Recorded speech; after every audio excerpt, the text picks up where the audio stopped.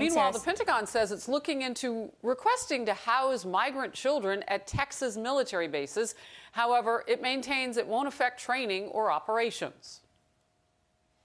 I can tell you that the department has received a request for assistance from the Department of Health and Human Services to temporarily house unaccompanied migrant children. We'll analyze it and evaluate it just like we would any other request for assistance. I want to bring in now retired four-star General Jack Keane, my first guest for the hour. Good to see you, General. So when you hear something like this, you really do know that there's a dire need. I mean, we know that some of the facilities are north of 700% overflowing, overcapacity. They looked at buildings at NASA and now military bases. What do you think about it? Well, I think it's appropriate to look there. Obviously, we have something of an emergency situation on our hands.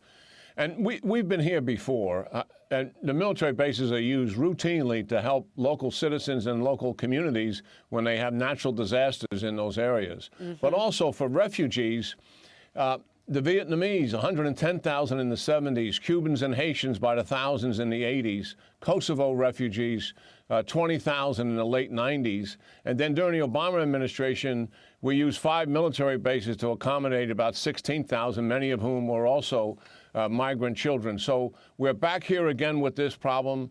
The military can do this, and they can do it, Harris, without sacrificing their national security mission or whatever the major function is on that base. The HHS, or the Health and Human Services, actually run these facilities. The military certainly would assist them. And the military, not all bases, but a number of bases do have the space in terms of the ground available, and in some cases they have unoccupied facilities that can be used as well. Yeah, you know, I'm thinking about how the children in particular are literally, let's just call it suffering. They're suffering along their journey, waiting to get into the country, and then when they get here, we're not even testing all of them for COVID-19, the ones that we find positive that we're able to. I would imagine you've got to do some treatment. We're not hearing a lot about that. Maybe with the one press person, pool person they'll let through today, we'll learn more about that. But at least on military bases, I know, having grown up on an Army post all over the world on different ones, you will have facilities there that you wouldn't have in, like, the Dallas Convention Center, which is one of the places they put teenagers. No, they don't have anything quite on that scale, but they do have major fitness areas that they use, gymnasiums, et cetera. And we have plenty of space. And in that space, certainly tents can be put up. And the other thing is, when you go to a federal installation, you don't have to get state licensing to approve what you're going to do there. In some cases, that can take weeks. So a federal installation also has less bureaucracy associated with it because the federal government is going to a federal installation to use it. And that's certainly within their prerogatives to do, and there's no licensing requirements. Well, it's interesting because this administration is really in a battle on its hands for transparency with the media. You put something on a federal facility like a military base. I know growing up on them, you didn't see a lot of TV cameras. So that insulates their what they're doing even more. That is one side of the story. I want to move to this. Turning to other foreign policy challenges now for the Biden administration, General. The next commander of U.S. forces in the Pacific is warning lawmakers about the growing threat from China. Let's watch. We see China increasing at a rate that is faster than anyone previously believed their nuclear stockpile. We've seen the largest military buildup by China. That does bring with it certain vulnerabilities. What's happening with China? Well, first of all, China has a very comprehensive policy to seek domination of the region and also the world, economically, technologically, and militarily. But the military issue here is very significant, Harris, because this commander who's coming in and the outgoing commander are essentially saying the same thing. And to break it down simply, in the Indo-Pacific region, the United States military is outgunned. We have gone through significant erosion of our capability because of the priority of the 9/11 wars and the reduced defense budgets largely during the Obama administration. As such, we are outgunned in that region. The the Chinese have more ships, more airplanes, and an incredible amount of offensive conventional missiles, the largest arsenal on the planet. And what they can do to our forces in the region is very significant.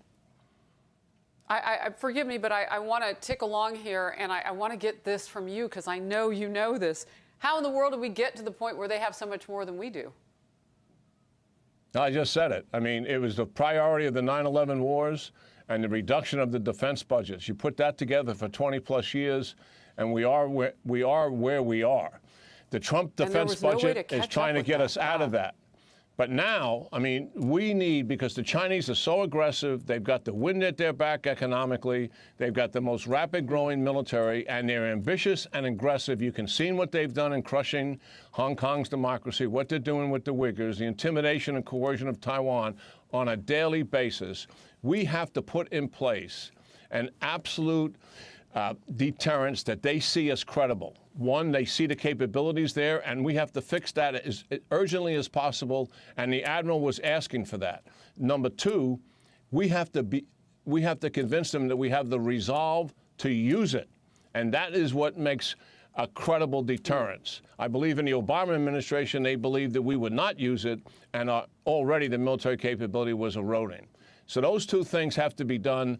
I believe the administration is doing the right thing. They're taking a tough stand here, and we're going to see if they resource the Defense Department and also what this Admiral is specifically requesting, because he is saying the problem is urgent, and I agree with him. We're not hyping the enemy here, as sometimes people in the Defense Department get accused of doing. This is a serious threat, and we have to pay attention to it. Let's get to North Korea.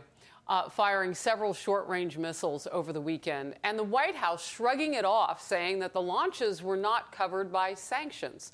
But North Korean dictator Kim Jong-un's sister recently warned, quote, if the Biden administration wants to sleep in peace for the coming 4 years, it had better refrain from causing a stink at its first step, end quote. What does that mean, and what does that mean coming from her? Yeah, well, she's obviously the closest confidant to Kim Jong-un, and obviously she is speaking for him.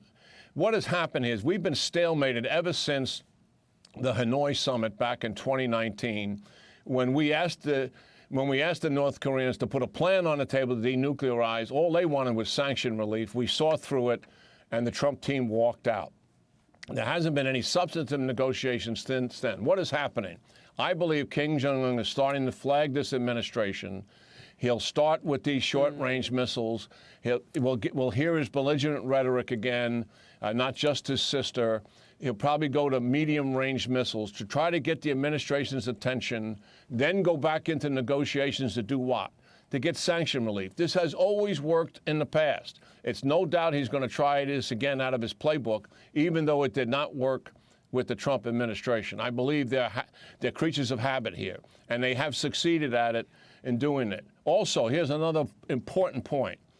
He's not in desperate straits as much as he had been in the past, and the reason is Russia and China are covertly providing economic assistance to North Korea, despite the fact they voted for the resolutions that prohibit that.